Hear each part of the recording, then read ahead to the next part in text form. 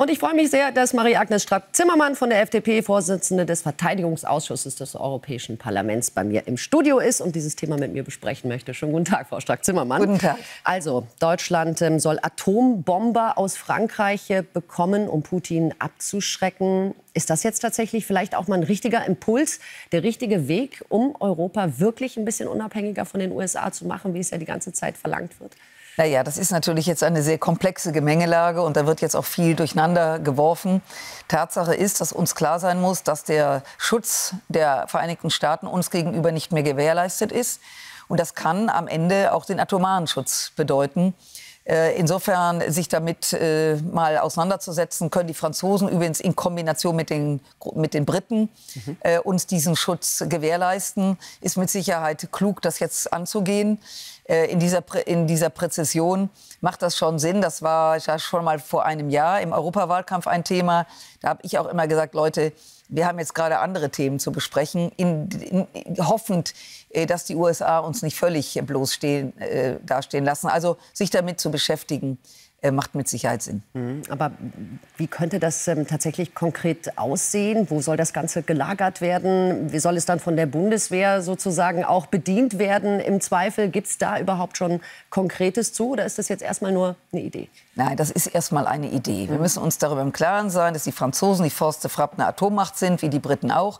Das waren wir nie und werden es auch nie sein. Wir sind eben unter dem atomaren Schirm. Ein US-atomarer Schirm, denn die Amerikaner haben ein völlig anderes, von der Menge her, haben die was anderes zu bieten. Ich sage das jetzt mal so locker, und zwar sehr deutlich. Franzosen haben uns das immer angeboten. Die Frage, es geht aber nicht nur um Deutschland, es geht natürlich um Europa. Denn das ist ja schön, wenn die Franzosen uns sagen, wir schützen euch bis zum Rhein. Und dahinter können wir es nicht mehr. Deswegen, das sind jetzt alles mal so, das wird jetzt mal so eingeworfen. Tatsache ist, Europa muss autark werden. Konventionell, möglicherweise atomar. Wir müssen jetzt jedes Szenario durchdenken. Was ist eigentlich, wenn die Amerikaner möglicherweise Truppen abziehen aus den USA? Also die Gemengelage ist komplex und dass man das jetzt mal einwirft, ist okay. Aber da sind wir noch ganz am Anfang. Auch was mögliche Friedensgarantien zum Beispiel für die Ukraine angeht, ist die Gemengelage komplex. Jetzt hören wir auf den USA. Da soll sich jetzt Donald Trump eben mit Volodymyr Zelensky über neue Details eines Rohstoffdeals geeinigt haben. Das war ja nun Trumps Bedingung dafür, dass er eben auch einen Deal machen kann, dass er Geld bekommt. Was halten Sie von den Details dieses Deals, zumindest von dem, was bislang bekannt wurde? Ist das für alle Seiten akzeptabel oder hat sich die Ukraine jetzt hier in etwas rein erpressen lassen, was ja irgendwie auch gar keine andere Möglichkeit gab? Also wenn Sie mich so fragen, ist das natürlich geschmacklos, was da gerade passiert. Die Vereinigten Staaten, eigentlich ein Garant für Frieden, Freiheit, Demokratie, setzt eine Regierung unter Druck, die seit 3 Jahren nicht angegriffen wird, zum zweiten Mal von Russland. Der Krieg ist unvorstellbar, tobt weiter. Und jetzt kommen die Amerikaner, die unter Biden Zelensky unterstützt haben. Und jetzt kommt Herr Trump und sagt, also wir können mal überlegen, ob wir euch weiter unterstützen, aber nur, wenn wir eure Rohstoffe ausbeuten. Gleichzeitig lässt Herr Trump durch eine Administration, von der ich behaupte, dass sie sich von Herrn Lavrov, russischem Außenminister, gerade ganz schwer über die Leiste ziehen lassen. Lavrov ist nämlich ein Schwergewicht. Wird da über einen möglichen Waffenstillstand gesprochen, ohne zu klären, Waffenstillstand ist das eine, das wollen wir alle, aber ist das ein gerechter Friede? Das heißt, da wird jetzt gerade, und das haben Sie auch bei der UN gesehen, das stimmt, die Vereinigten Staaten gemeinsam mit Russland, mit Weißrussland, mit Nordkorea und bedauerlicherweise auch mit Israel, was ich wirklich sehr bedauere, gegen eine Resolution, die klar macht, wer hier Täter und wer hier Opfer ist. Wer der Aggressor ist, ja. So, also Sie sehen, dass da gerade auch ein moralischer Kompass, ein Wertegerüst komplett außer Fugen gerät. Und insofern, Herr Zelensky schützt sein Land. Der wird jetzt mit Trump etwas vereinbaren. Das entscheidet die Ukraine ganz alleine. Aber es ist verstörend genug. Aber das zeigt natürlich, mit wem wir es gerade zu tun haben. Und die Vereinigten Staaten, und das erschüttert mich auch persönlich, liefert die Ukraine im Grunde an Russland aus. Auf dem Tablett bekommt Putin alles, was er wollte. Und das ist erschütternd für jeden Menschen in der Ukraine, der gekämpft hat, für die Soldaten, die ihr Leben haben lassen müssen, für die Frauen, die vergewaltigt wurden, für die Kinder, die nicht mehr aufzufinden sind. Ist schon harter Tobak. Vor allem die Täter-Opfer-Umkehr, glaube ich, wird in der Ukraine gerade als sehr irritierend empfunden. Fakt ist natürlich auch, es braucht Geld für die Ukraine. Wir brauchen Geld für die Verteidigung. Wir brauchen Geld fürs Militär. Wo soll das Geld herkommen? Ja, Friedrich Merz überlegt jetzt, man könnte das vielleicht mit einem Sondervermögen auflegen, weil an die Schuldenbremse möchte man ja nun nicht ran. Stichwort Sperrminorität. Deshalb soll das jetzt eventuell vorher gemacht werden. Wären Sie dabei als FDP? Also, das ist natürlich auch demokratietheoretisch ist das schon hart an der Grenze. Natürlich kann der alte Bundestag, bevor der neue sich konstituiert, noch mit einer Zweidrittelmehrheit ein Sondervermögen auf den Weg bringen. Ich als Sicherheitspolitikerin wäre offen für ein Sondervermögen. Aber es gibt ja gar keinen Plan. Fakt ist doch, Herr Merz muss als Bundeskanzler klären, dass ab sofort der nächste Haushalt, und das muss er mit der SPD klären, so aufgestellt ist, dass die Bundeswehr, die Sicherheit der Bundesrepublik Deutschland im Haushalt sich widerspiegelt.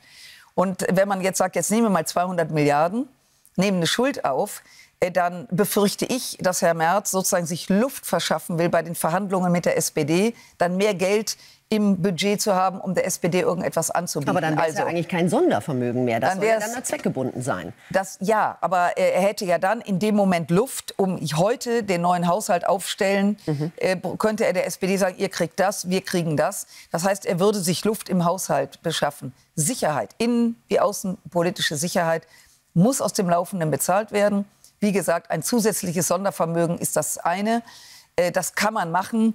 Das so schnell zwischen Tür und Angel zu machen, halte ich, wie gesagt, demokratisch für problematisch, weil das natürlich die Ränder noch mehr stärkt. Da sagen die Leute, was geht denn da ab?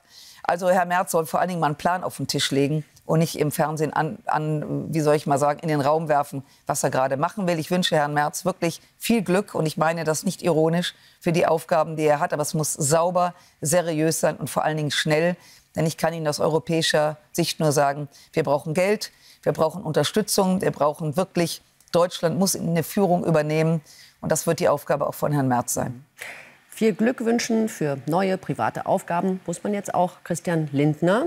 Er hat jetzt angekündigt, sich aus der Politik zurückzuziehen. Wer soll denn jetzt, sagen wir mal, das Ruder übernehmen in der FDP? Wären Sie dafür bereit? Herr Kubicki hat sich ja jetzt, nachdem er über Nacht noch mal einen Sinneswandel hatte, auch überlegt, er könnte es machen. Naja, Herr Kubicki hatte einen Sinneswandel, der wahrscheinlich feuchtfröhlich war. Ich sehe jetzt schon wieder die Schlagzeile. Also, wir sind eine Partei und wir haben gerade eine massives Wahlschlappe bekommen.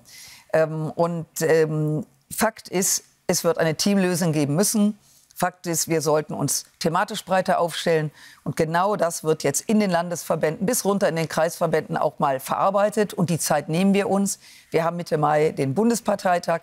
Da wird ein neues Team aufgestellt. Und wer da welche Rolle übernimmt, wird sich klären. Ich kann nur sagen, ich halte diese Diskussion, wer jetzt was macht, die auch so von außen aufgedrängt wird, verstehe ich natürlich auch, dass das interessiert, ist überhaupt kein Thema, sondern wir werden das im Team machen, mit neuen Gesichtern, junge, alte Frauen, Männern. Denn wir haben eine schwere Aufgabe, wir haben das schon mal erlebt, wenn sie erst mal raus sind, spielen sie auch in der Öffentlichkeit keine Rolle. Insofern freue ich mich, wenn Welt TV auch weiterhin Kolleginnen und Kollegen uns einlädt, um auch vom Spielfeldrand sehr deutlich darauf hinzuweisen, dass eine liberale Partei nicht mehr im Bundestag vertreten den Unterschied macht. Und das werden viele merken. Werden Sie denn, nur noch mal eine Nachfrage dazu, eine Rolle spielen in diesem Team, von dem Sie sprechen? Werden Sie da eine Führungsrolle übernehmen? Naja, wenn ich so unbescheiden sein darf. Erstens bin ich kooptiert im Präsidium, weil durch meine Aufgabe in Europa. Ich habe dort ein Mandat. Das heißt, ich werde natürlich im Präsidium automatisch, also sozusagen, auch wenn man mich nicht wählen würde, präsent sein. Und dort will ich mich auch einbringen. Aber wer was in Zukunft macht, das entscheidet die Partei. Das entscheidet nicht ich, das entscheidet überhaupt keiner. Und deswegen bin ich tiefenentspannt, was die nächsten Wochen persönlich betrifft. Es geht jetzt um die Freien Demokraten, es geht um den organisierten Liberalismus. Den zu retten wird eine knallharte Aufgabe. Und da brauchen wir viele Gesichter, nicht nur ein oder zwei. Würden Sie sich denn trotzdem freuen, wenn ich es mal so formulieren darf, wenn Herr Kubicki weiterhin eine tragende Rolle in der Partei spielt? Die Frage stellt sich nicht. Wenn Herr Kubicki der Vorsitzende werden will, wird er sich zur Wahl stellen. Das obliegt ihm. Ich persönlich verstehe mich mit Kubicki gut. Der hat hat Zielgruppen, die er anspricht, so wie ich Zielgruppen habe. Ich glaube allerdings, dass wir vor allen Dingen auch junge Menschen brauchen, Männer und Frauen, die diese liberale Partei wieder wach küssen müssen und zu einer Rolle verhelfen müssen. Weil nochmal, das mag jetzt heute noch keiner sehen. Sie werden im neuen Bundestag sehen, knallharte Opposition von Linken und von der AfD. Die werden Herrn Merz und der Sozialdemokratie das Leben zur Hölle machen. Es gibt nicht mal mehr eine demokratische Zweidrittelmehrheit, um im Grundgesetz so oder so etwas zu verändern. Das wird für Herrn Merz beinhart. Man darf ja nicht vergessen, die CDU, nur die CDU, hat nur 12 Sitze mehr als die AfD. Dann kommen noch 44 Sitze von der CSU. Da wird der Ministerpräsident von Bayern, Herr Söder, wird da mit Sicherheit auch entsprechend bajuwarisch auftreten. Davon ist auszugehen. Also was ich damit sagen will, ist, dass die CDU hat diese Wahl gewonnen. Gratulation, aber wirklich mit 23 blauen Augen. Und wenn keine Liberalen mehr da sind, das wird zu spüren sein. Und unsere Aufgabe wird es jetzt sein, mit vielen Persönlichkeiten, die Liberalen wieder an den Start zu bringen. Und hoffentlich in 4 Jahren, und so optimistisch bin ich als Rheinländerin, werden wir wieder da sein, das verspreche ich. Ich wünsche dabei auf jeden Fall viel Erfolg. Marie-Agnes Strack-Zimmermann, Dankeschön.